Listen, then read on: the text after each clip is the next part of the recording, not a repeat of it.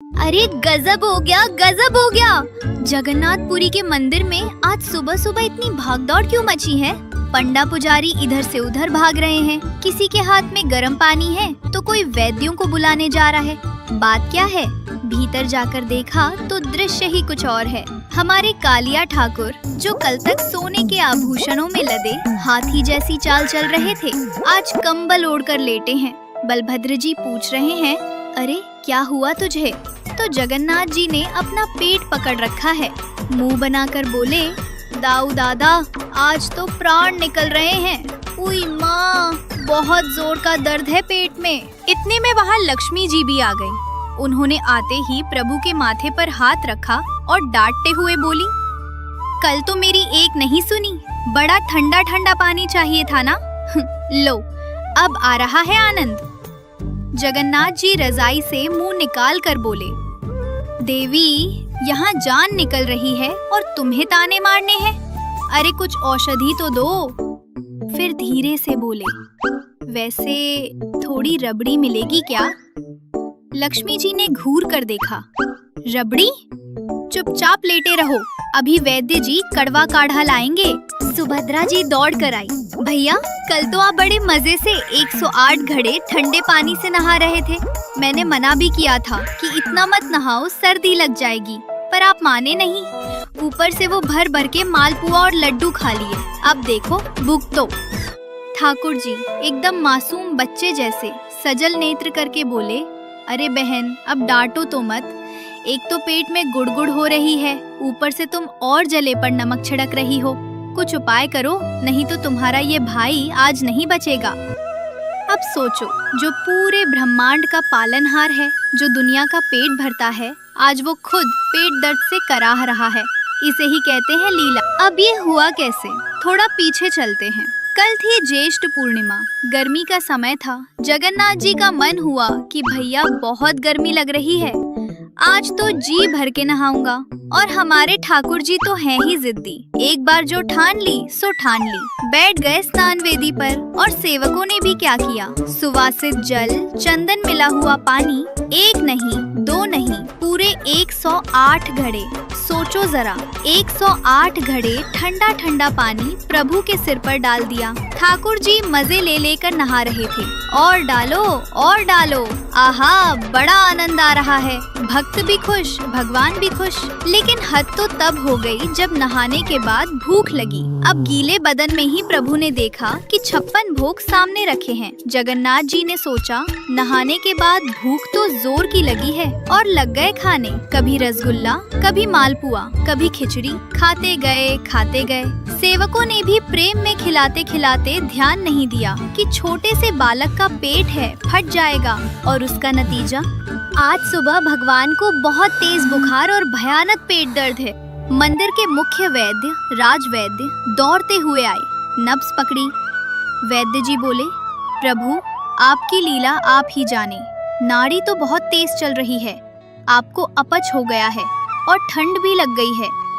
जगन्नाथ जी बोले, वैद्य काका वो सब छोड़ो, कोई मीठी सी दवाई दे दो, जल्दी ठीक हो जाऊं। मुझे अभी बाहर जाकर भक्तों को दर्शन भी देने हैं।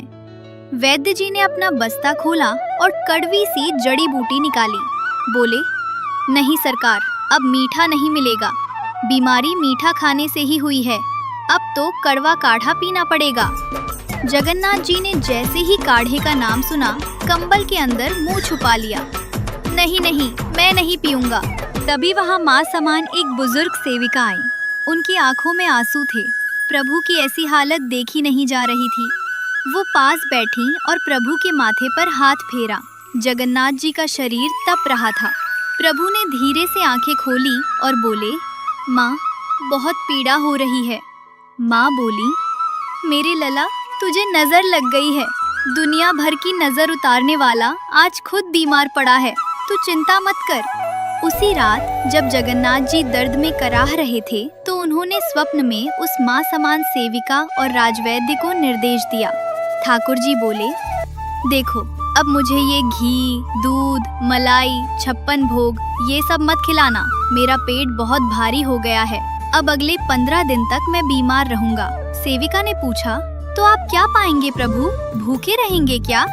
जगन्नाथ जी मंद मंद मुस्कुराए, बोले, नहीं माँ, भूखा नहीं रहूंगा, लेकिन अब मुझे केवल फुलुरी तेल से मालिश चाहिए और खाने में केवल फलों का रस और जड़ी बूटियों का पानी। अगले दिन से मंदिर के कपाट बंद हो गए। बाहर भक्त रो रहे हैं, अरे हमारे जगन्नाथ जी कहाँ गए, दर्शन क्यों नहीं हो रहे। तो पंडा जी बाहर आकर बोले, अरे शोर मत करो, हमारे लाला बीमार हैं, उन्हें बुखार आया है, आराम करने को कहा है, 15 दिन तक कोई दर्शन नहीं। अंदर का दृश्य बड़ा ही प्यारा है। कल्पना कीजिए, वो जगन्नाथ जो सोने के बर्तनों में खाते हैं, अब एक साधारण मरीज की तरह सफेद कपड़े पहनकर लेटे हैं। वैद्य जी आते हैं, नीम की छाल, दशमूलारिष्ट और जड़ी बूटियों का काढ़ा बनाकर लाते हैं। वैद्य जी कहते हैं, लीजिए प्रभु, पी लीजिए। जगन्नाथ जी नाक सिकोड़ते हैं, छी कितना कड़वा है। दाऊ दादा आप पी लो थोड़ा सा।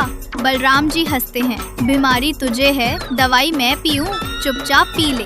और माँ यशोदा जैसे वो सेविका आती हैं, प्रभु को गोद में लिटाकर चम्मच से कड़वा काढ़ा पिलाती हैं। जैसे ही प्रभु काढ़ा पीते हैं, उनका मुंह कड़वा हो जाता है, तो तुरंत सेविका उन्हें थोड़ा सा चेना या फलों का रस दे देती है। 14 दिनों तक ये लीला चलती है। इसे ही उड़ीसा में अनसर घर की सेवा कहते हैं। इन दिनों में भगवान को कोई तुलसी नहीं चढ़ती, घंटी नहीं बजती, जोर से मंत्र नहीं बोले जाते। बिल्कुल वैसे ही जैसे हमारे घर में कोई बच्चा बीमार हो तो हम शांति रखते हैं। जगन्नाथ जी इस लीला से हमें क्या समझा रहे हैं? कभी सोचा है आपने, वो जगत के नाथ होकर भी बीमार क्यों पड़ते हैं?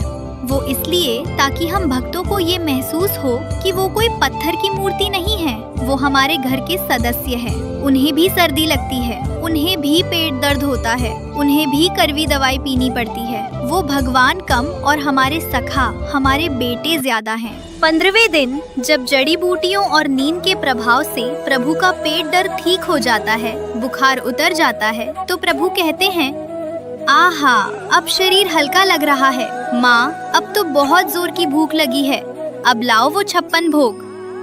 वैद्य जी हंसकर कहते हैं, हाँ प्रभु, अब आप स्वस्थ हैं, अब तैयार हो जाइए।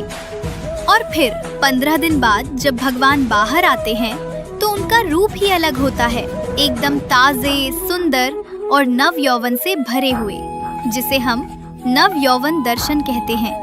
और उसके ठीक बाद वो रथ पर बैठकर निकलते हैं गुंडीचा यात्रा के लिए, ये बताने के लिए कि देखो भक्तों, मैं ठीक हो गया हूँ, अब मैं खुद तुम्हारे पास आ रहा हूँ। तो बोलिए, ऐसे नटखट, ऐसे प्यारे, बीमार पड़ने वाले भगवान और कहाँ मिलेंगे? अगर आपको ये वीडियो पसंद आई हो तो लाइक, शेयर और सब्सक्राइब करना ना भूलें। जय जगन्नाथ।